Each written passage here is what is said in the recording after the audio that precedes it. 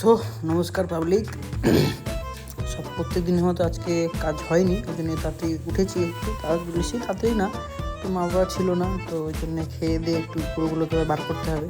যেমন খেয়ে দিয়ে একটু বেশি পেট ভার ভার লাগছিলো, তো এদেরকে বার করে দিলাম। বার করে দিয়ে পরিষ্কার করে দিয়ে একজনকে বার করে নিই, কারণ ওর আজকে শরীর খারাপ ওর হয়ে গেছিলো।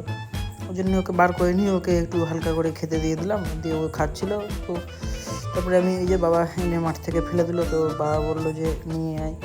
তারপরে আরেকসে তো রোজই তেল দিতে হয়, তো তেল ঢাললাম। তারপরে মাল দিতে গেছিলাম, মাল টাল দিয়ে এসে যে এদের সঙ্গে একটু বেরিয়েছিলাম, একটু দরকার ছিল ওই রকি ভাইয়ের। তারপর তো হালকা করে বেরিয়েছিলাম। তো কাজ টাজ করে নিয়ে বাড়ি আসলাম। বাড়ি এসে সান্ধান করতে হবে, দিনের বেলা লাইট জ্বালাতে হচ্ছে অন্ধকার করে। তো পর্দাটা খুললাম, যেহেতু হয়তো সান্ধান হয়ে গেল। সান্ধান করে এবার ভাবছিলাম যে কী করবো না করবো। তো আজকে দিনটা বেশ ওয়েদার ভালো ছিল, বৃষ্টি কিছু হয়নি।